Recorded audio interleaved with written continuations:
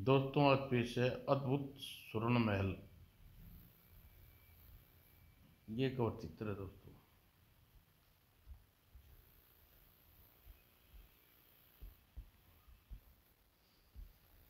दशहरे का दिन था। मोहल्ले के सभी बच्चे इकट्ठे होकर रिंकू के दादाजी के पास पहुंचे। उसे देखकर दादाजी बोले, आओ बच्चों आओ। आज सबको बूढ़े दादाजी की याद कैसे आ गई। बच्चे उछलते कूदते दादाजी के चारों ओर बैठ गए। दादाजी उठकर बैठ गए। दादाजी, यह सब आप जानते हैं कि रावण के पुतले में आग लगने वाली है।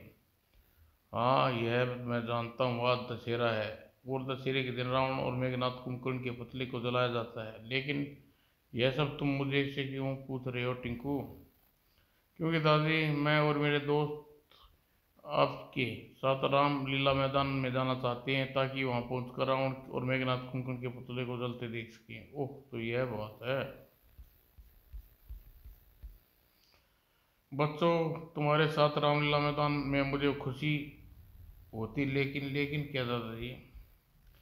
लेकिन मैं मजबूर हूँ। आज शायद मेरी टांगें बहुत तेज दर्द हो रहा है, जिस कारण मैं चलने फिरने में काफ़ी कठिनाई अनुभव कर रहा हूँ। ओ दादाजी, आपकी टांगों का दर्द, हमारा प्लान सारा चौपट हो गया। आप क्या करें। हम तो सोच रहे थे दादाजी कि आपके साथ सबको अपने घर वाले खुशी खुशी रामलीला मैदान भेज देंगे, लेकिन दादाजी आपकी तबीयत ही ठीक नहीं है। तब बच्चे निराश होकर वहां से वापस जाने लगे। दादाजी ने उन्हें आवाज लगाई, रुको बच्चों, जरा मेरे पास आओ।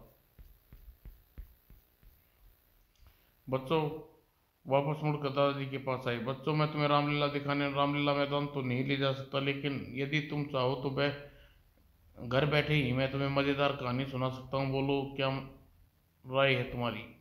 नेकी और पूछो, हमें तुम्हारी आपकी बात मंजूर है दादाजी।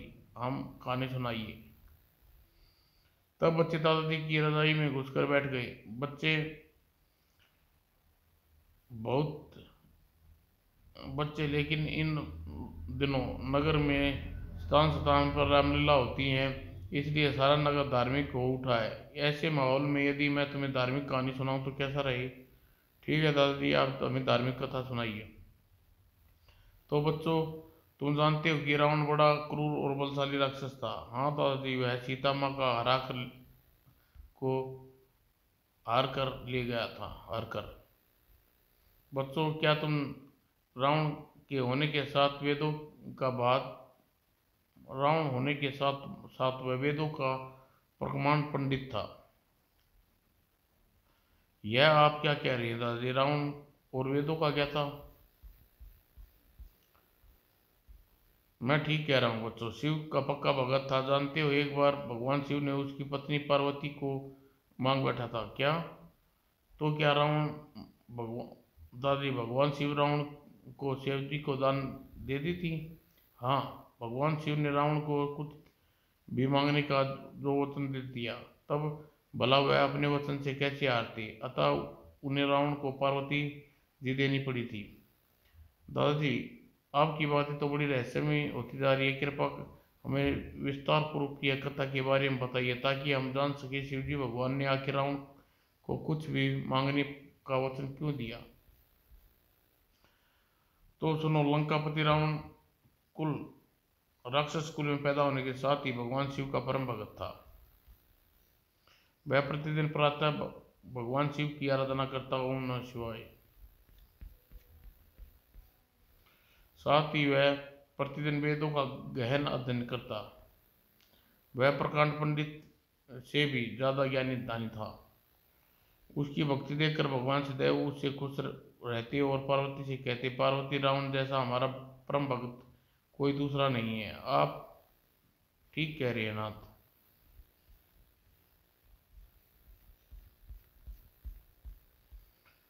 एक बार कुबेर देवता कैलाश पर्वत पर भगवान शिव के दर्शन के लिए आए। भगवान शिव खुले आकाश में बर्फ की शिला पर मृग छा मृग छाल बिछाए बैठे थे। जब देवतागण स्वर्ण जनित सिंहासनों पर बैठते हैं, कितना अच्छा हो यदि आप अन्य देवताओं की तरह भगवान शिव भी शिव एवं संपन्न राजमहल में रहें। आओ कुबेर, क्या तुम्हारा मुख भगवान, आप सभी देवताओं की तरह पूजनीय हैं। आप इतनी सादगी से रहते हैं, मुझे कुछ अच्छा नहीं लगता।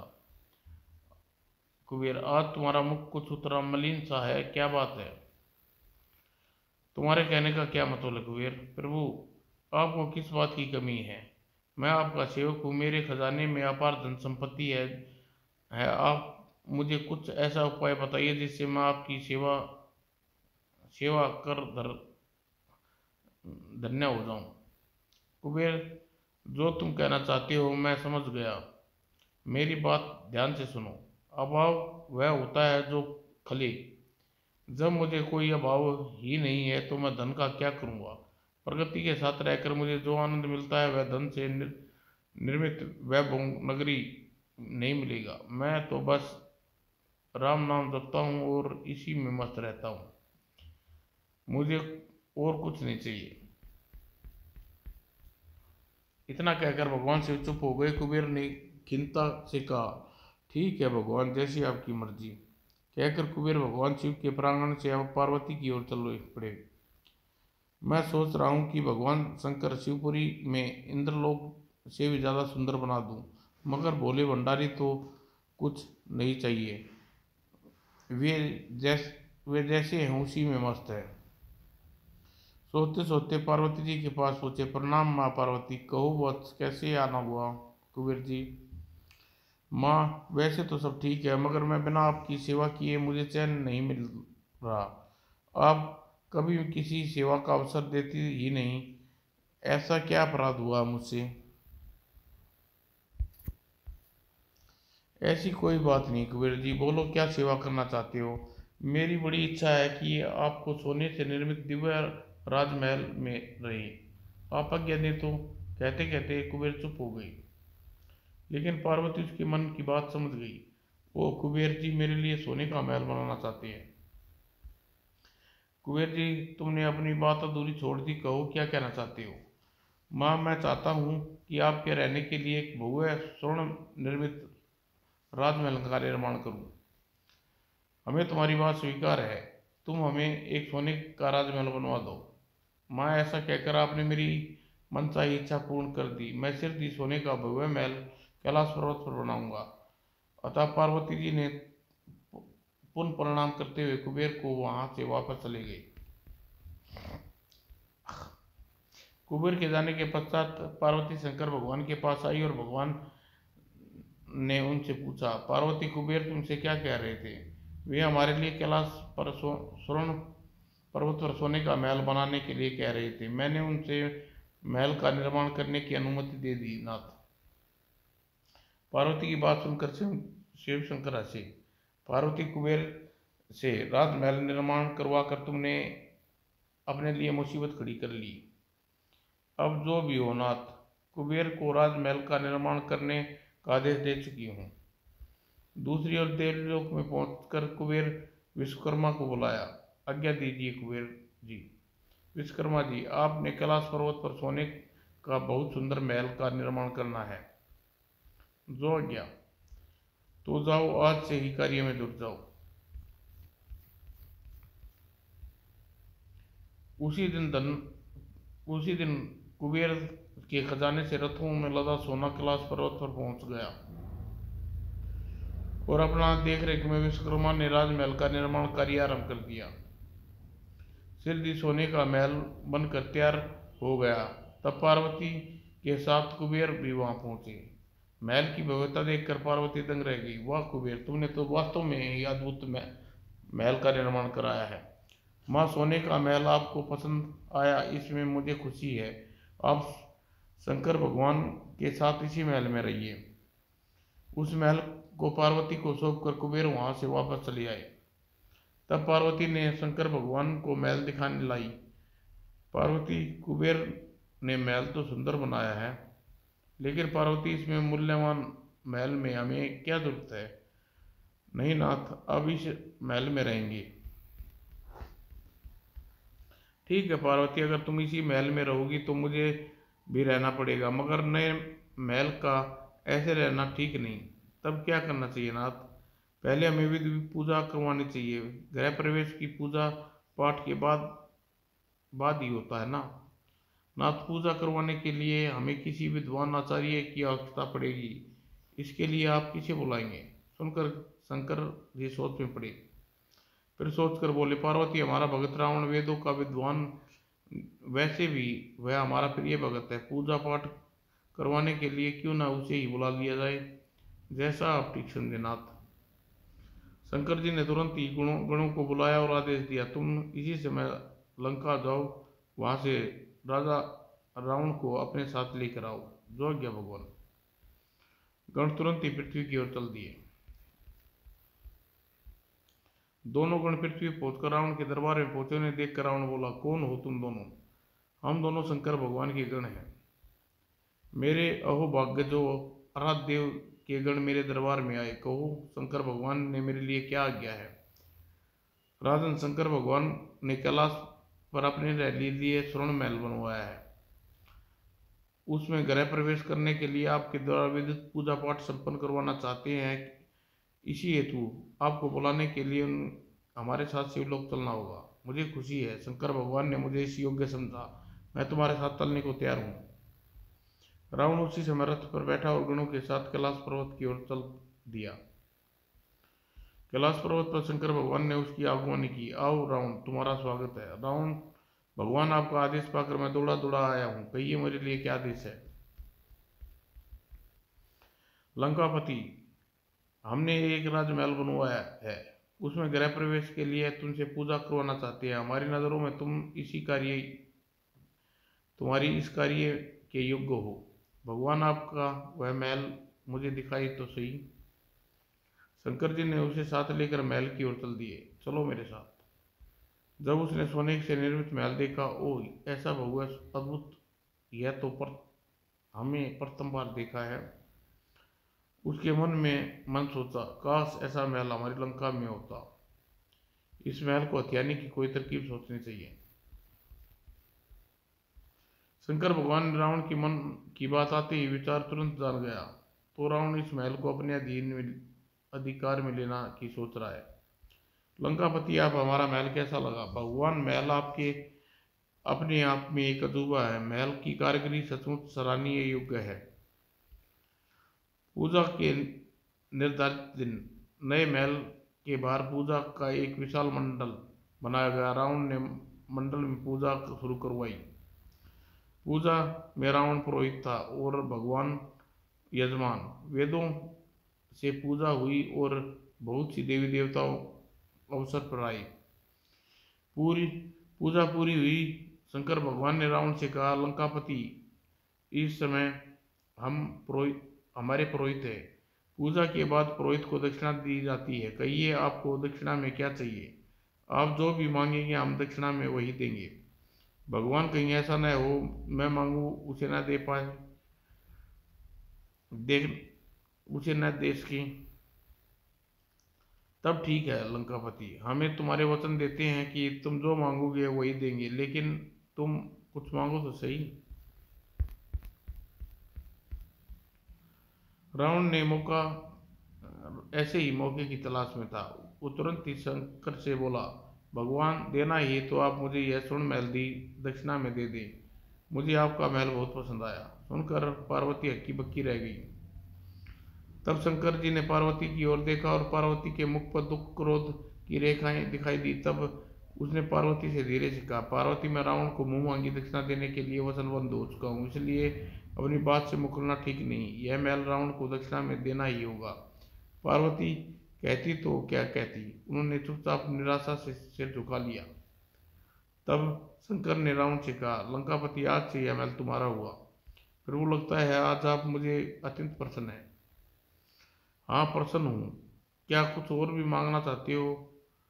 चाहता तो हूँ भगवान। तो मांगो, क्या मांगना चाहते हो? भगवान, यह महल पार्वती जी के लिए बनाया गया था। जब यह महल आप मुझे दक्षिणा में दे रहे हैं तो पार्वती जी कहाँ रहेंगी? अतः मैं चाहता हूँ आप पार्वती जी भी मुझे दक्षिणा में दे दें, ताकि मैं मेरे साथ इसी महल में रह सके। ओह, तुम क्या मांग रही हो लंकापति? कहकर शिव सोच में पड़ गए। कुछ देर सोचकर शिव ने रावण से कहा, ठीक है लंकापति, तुम पार्वती को भी ले जा सकते हो। नाथ, यह आप क्या कह रहे हैं? आपकी पत्नी को दक्षिणा में दे रहे हैं? पार्वती, यह सब बखेड़ा तुम्हारा खड़ा किया हुआ है। तुमसे पहले ही कहा था, राजमहल का निर्माण करा कर तुम अपने लिए मुसीबत खड़ी कर रही हो, लेकिन तुमने मेरी बात नहीं मानी। अब उसका नतीजा भुगतो। शंकर जी की बात सुनकर पार्वती निरुत्तर हो गई। तब रावण ने शंकर से कहा, भगवान, भला इतने बड़े राजमहल को उठाकर लंका में कैसे ले जाऊंगा? हम इसका इंतजाम किए देते हैं, लेकिन कैसे? मैं इस महल को सूक्ष्म रूप में किए देता हूँ। तुम इस महल को रथ में रख कर ले जाना। जब तक तुम महल को लेकर लंका नहीं पहुंचोगे, यह सूक्ष्म रूप में रहेगा, लेकिन वहां पहुंचते ही महल अपना असली रूप में आ जाएगा। शंकर जी ने राजमहल को सूक्ष्म रूप कर दिया और रावण पार्वती के साथ महल लेकर वहां से चल दिए। पार्वती जी रावण के साथ चल तो दी, लेकिन मन ही मन परेशान थी। क्या करूं, क्या करूं? शंकर भगवान ने स्वयं मुझे रावण को दिया, इसलिए रावण को श्राप भी नहीं दे सकती। अपने मन ही मन वह इष्ट देव भगवान राम का स्मरण करने लगी। हे प्रभु, कुछ उपाय सुझाओ। पार्वती की पुकार सुनकर विष्णु के रूप में राम ने सुनी और लक्ष्मी जी से बोले, लक्ष्मी देवी, पार्वती संकट में है, हमें सहायता के लिए पुकार रही है, तो देर किस बात की? नाथ, चाहिए देवी पार्वती का कष्ट दूर कीजिए। तब विष्णु रूपी राम ने ठेठ किसान के रूप धरा और रावण के रथ के पीछे जा पहुंचा। तो यह लंपट देवी जी का अपने राज्य में ले जा रहा है। फिर रथ के समीप जाकर किसान रूपी विष्णु भगवान रावण से बोले, क्या बात है लंकापति रावण? हाँ, मैं ही लंकापति रावण हूँ। तब किसान ने पार्वती जी को इशारा करते हुए कहा, लंकापति, आपके साथ यह कौन है? मूर्ख इन्हें नहीं जानता, यह देवी पार्वती है। यह सुनकर किसान हंस पड़ा। लंकापति, सचमुच तुम्हें ठगा गया है। क्या बक रही हो तुम? मैं ठीक कह रहा हूँ लंकापति। भला त्रिलोकीनाथ शंकर अपनी पत्नी को क्या तुम्हारे साथ यूं ही दे देते? तुम नहीं, इस स्त्री को मैं जानता हूँ। अच्छा बताओ, यह स्त्री कौन है? तो सुनिए, यह देवी पार्वती नहीं, उसकी दासी है। तुम्हारे पास इस बात का क्या सबूत है? यह स्त्री पार्वती नहीं, उसकी दासी है। यह सुनकर किसान पार्वती जी को सूंघने का अभी अभी करते हुए कहा, लंकापति जी, शरीर से गुलाब जैसी सुगंध आती है, जबकि इस स्त्री कैसे दुर्गंध आ रही है? अच्छा, कहते हुए रावण ने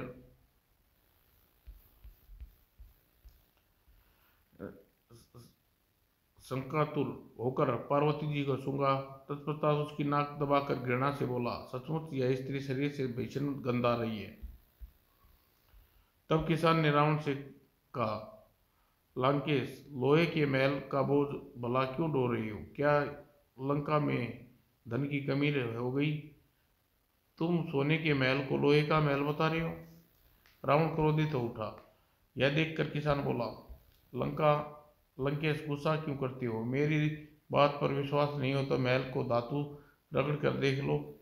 इस महल को सोने का पानी फिरा हुआ है और असली सोने का नहीं है। किसान की बात सुनकर रावण ने एक पत्थर से महल को दीवार को रगड़ कर देखा, बुरी तरह चौंका। अरे, यह तो सचमुच लोहे का महल है।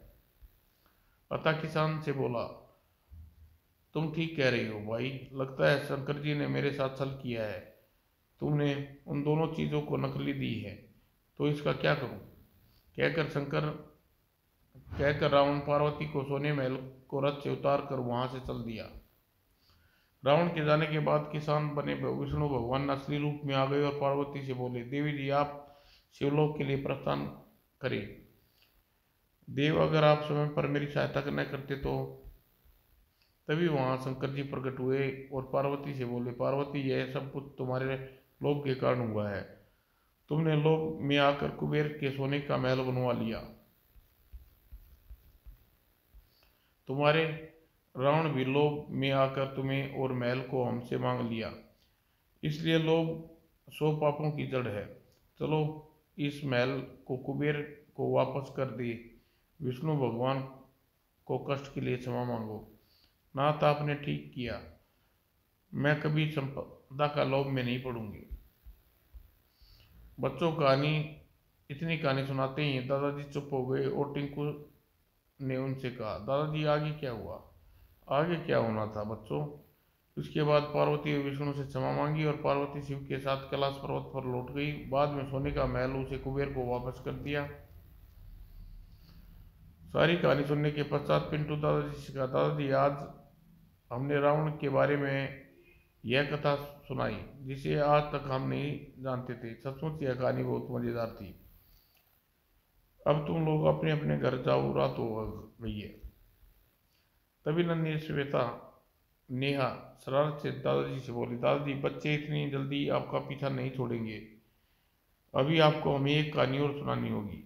हाँ दादाजी, एक कहानी और सुनाओ, बच्चे ने शोर में चिल्ला उठी। बच्चों की व्यग्रता देख दादाजी सोचने लगे, अब बच्चों को कौन सी कहानी सुनाई जाए। कुछ सोचकर उन्होंने बच्चों से कहा, बच्चों, तुम जानते हो हनुमान की मूर्ति पर सिंदूर क्यों चढ़ाया जाता है? नहीं दादाजी। तो सुनो, आज इस विषय में जानकारी देते हुए मैं तुम्हें एक ऐसी कथा सुनाऊंगा जिसे अपनी दादाजी से सुनी थी। ओह दादाजी, क्या आपके दादाजी भी आपको कहानी सुनाते थे? हाँ। अच्छा, अब हनुमान जी की कथा ध्यान से सुनो। राम भक्त हनुमान हर समय भगवान राम की सेवा में लगे रहते थे। भगवान राम उन्हें हर समय अपने साथ रखते थे। एक दिन हनुमान भगवान राम से बोले, भगवान, आपसे कुछ कहना चाहता हूँ, कहो हनुमान। भगवान, क्या आप मेरी सभी बातें मानते हैं? इसलिए मेरी एक बात और मान लीजिए। कौन सी बात हनुमान? आप अभी अभी सशरीर स्वर्ग भ्रमण को जाते हैं। स्वर्ग देखने की मेरी बहुत इच्छा है। मैं देखना चाहता हूँ कि स्वर्ग कैसा होता है। सुना है कल्पवृक्ष, कामधेनु और पता नहीं क्या क्या है। आज मैं भी स्वर्ग लोक के भ्रमण के लिए जाने वाले हैं। अतः आपसे अनुरोध है, इस बार मुझे भी साथ स्वर्ग ले चलिए। ओह, तुम यह बात कहना चाहते थे? राम सोच में पड़े। तब हिम्मत बटोर कर हनुमान ने पुनः राम से कहा, भगवान, एक बार मुझे अपने साथ ले ही चलिए। इसमें दिक्कत क्या है? बहुत दिक्कत है हनुमान। तुम मेरे साथ जहाँ भी चाहो जा सकते हो, जाते भी हो। स्वर्गलोक में नहीं जा सकते। वहाँ तुम क्या मेरे साथ कोई भी नहीं जा सकता? लेकिन भगवान, सीता माता को तो आप अपने साथ स्वर्ग ले जाते हैं।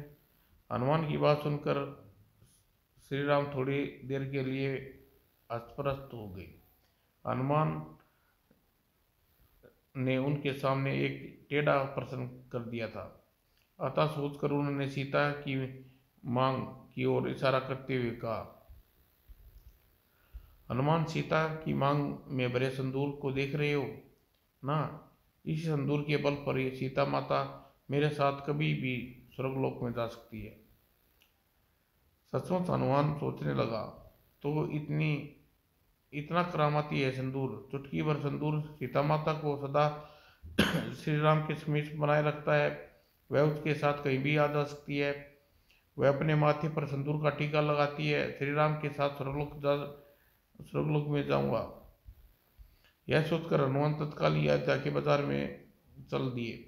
संदूर का टीका लगाने से श्री राम मुझे शायद स्वर्गलोक नहीं ले जाएंगे। बाजार पहुंचने पर उसने दुकान में घुस गया, संदूर के चुटकी भर संदूर निकाला, लेकिन सिंदूर उसके माथे पर टीका नहीं वह माथे पर रगड़ा। वह देख हनुमान परेशान हो उठा। वो सिंदूर माथे पर टिका ही नहीं, अब क्या करूं। तब उसके दिमाग में विचार आया, माथे पर चुटकी भर सिंदूर नहीं टिक चढ़ता तो क्या चढ़े। तब हनुमान ने आओ न देखा न ताओ और सिंदूर का पूरा बोरा अपने शरीर पर उड़ेल दिया। तब प्रशंसा से डूबे हनुमान दुकान से निकली और श्री राम के महल की ओर दौड़ने लगे। उन्हें इस प्रकार दौड़ता देख लो हक्के बक्के तैयारे, यह हनुमान जी को क्या हो गया, सारा शरीर सिंदूर से रंग कर कहाँ दौड़े जा रहे हैं। दौड़ते दौड़ते हनुमान महल के बाहर पहुंचे तो अपने शरीर को देखकर बुरी तरह चौंके। अरे यह क्या, शरीर पर सिंदूर तो बिल्कुल भी नहीं है, लगता है दौड़ने से सारा सिंदूर झड़ कर गिर गया। हनुमान जी आहत हो उठे। लगता है वह सिंदूर मुझे छलता है ही रहेगा, रुक जाने की बात मन ही मन में रह जाएगी। सिंदूर को शरीर पर रोकने के लिए मुझे कुछ विशेष करना होगा। आखिर उसने उपाय सूझा, देखता हूं क्या सिंदूर मेरे शरीर पर कैसे फिसलता है। वह दौड़े देसी घी की दुकान में घुस गए और घी का पूरा कनस्तर अपने ऊपर उड़ेल दिया। सिर से पांव तक उसका शरीर घी में भीग गया। वह लपके पुन पंसारी की दुकान पर पहुंचे, सिंदूर का दूसरा बोरा अपने घी के भीगे शरीर पर डाल दिया। घी से सने सिंदूर तुरंत ही चिपक गया और इस बेस में हनुमान महल की ओर पुन दौड़े। इस बार सिंदूर का एक भी कण शरीर से नहीं गिरा। यह देख वह प्रसन्नता से जोर से किलकारी मारते हुए श्री राम की आवाज में दूनी गति से दौड़ने लगे। जब राम के पास पहुंचे, राम ने उन्हें पहचाना नहीं। कौन हो तुम? हनुमान ने उसकी लिए आश्चर्य से देखते हुए कहा, आपने मुझे पहचाना नहीं भगवान, आपका दास हनुमान हूं। हनुमान, तुमने यह क्या हालत बना रखी है, सारे शरीर पर सिंदूर क्यों मला हुआ है? भगवान, यह सिंदूर नहीं, स्वर्ग जाने का अनुमति पत्र है। क्या मतलब? तब हनुमान ने श्री राम को समझाया, भगवान, जब माँ सीता जरा से सिंदूर के बल पर अपने साथ स्वर्ग घूमने जा सकती है तो मैं पूरे शरीर पर सिंदूर सजाकर भी आपके साथ स्वर्ग नहीं जा सकता। ओह, तो यह माजरा है, कहकर राम हंस पड़े। फिर हनुमान से बोले, अवश्य हनुमान, तुम हमारे साथ स्वर्ग में घूम सकते हो। धन्यवाद प्रभु।